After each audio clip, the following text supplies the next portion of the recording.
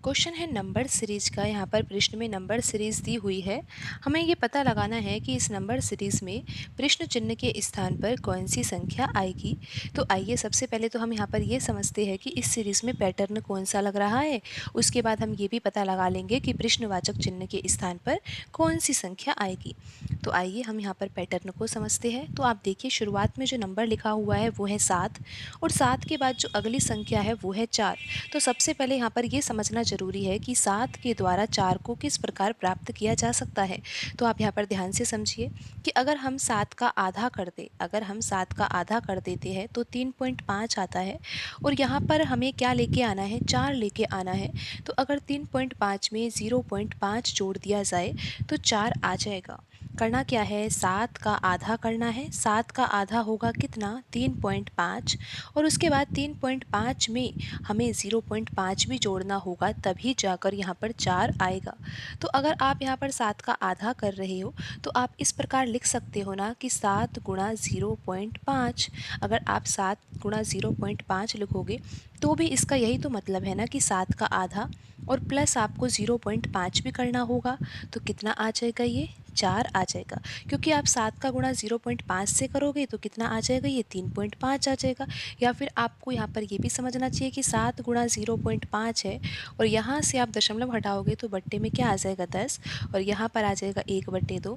तब भी आप 7 में अगर 2 का भाग दोगे तो 3.5 ही आएगा। लेकिन लिखने का तरीका ये है, क्योंकि आप यहाँ पर जब पैटर्न को समझोगे तो जानोगे कि यहाँ पर ये लिखना ज़रूरी था। 7 गुणा 0.5 किया तो कितना आएगा, 3.5 आएगा। और फिर 3.5 में 0.5 भी जोड़ना होगा, तभी जाकर यहाँ पर 4 आएगा। तो अब आप आगे समझिए कि हमें 4 से अब 5 प्राप्त करना है। क्योंकि 4 तो आ ही गया है, 4 के बाद जो अगला पद है वो क्या है, 5। तो हम यहाँ पर लिखेंगे 4 और बराबर में लिखेंगे हम यहाँ पर 5। तो 4 में हम किस संख्या का गुणा करें और किस संख्या को जोड़ें। लेकिन आप ऊपर वाली संख्या से पैटर्न को समझ सकते हो कि यहाँ पर हमने जिस संख्या का गुणा किया है उसी संख्या को ही जोड़ा है। 0.5 से गुणा किया है तो 0.5 को ही जोड़ा है। अब आप यहाँ पर समझिए कि हमें 4 के द्वारा 5 प्राप्त करना है।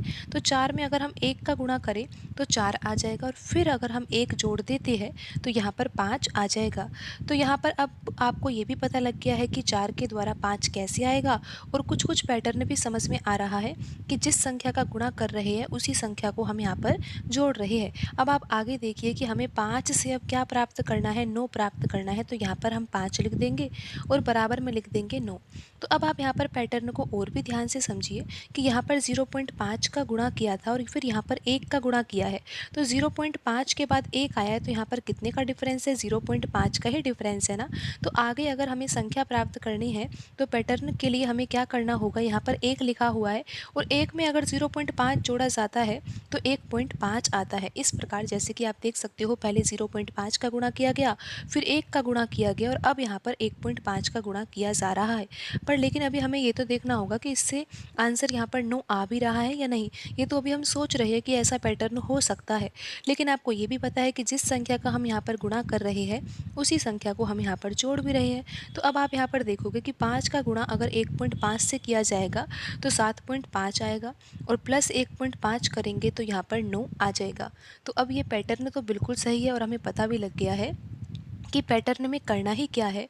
यहाँ पर जिस संख्या का गुणा कर रहे हैं उसी संख्या को जोड़ रहे हैं। तो अब हम यहाँ पर ये पता लगा सकते हैं कि प्रश्नवाचक चिन्ह के स्थान पर कौन सी संख्या आएगी, क्योंकि 9 के बाद जो अगली संख्या है वही हमें ज्ञात करनी है। तो हम यहाँ पर 9 लिख देंगे और बराबर में तो हमें ज्ञात ही करना है कि क्या आएगा।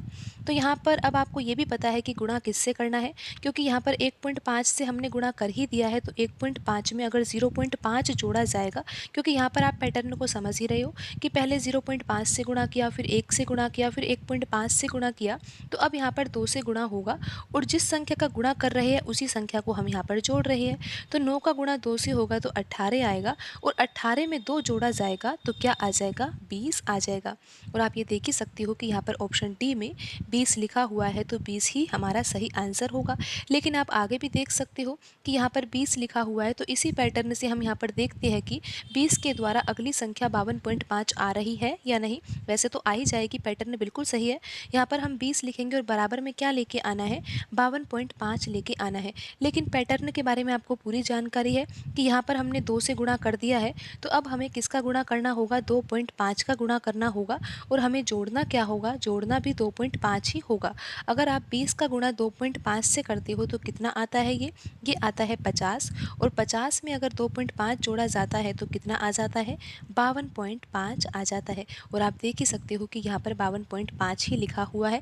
आप 52.5 से इसी प्रकार अगली संख्या 160.5 भी प्राप्त कर सकते हो। लेकिन हमारा आंसर आ ही चुका है जो कि 20 है। ऑप्शन डी यहाँ पर सही होगा।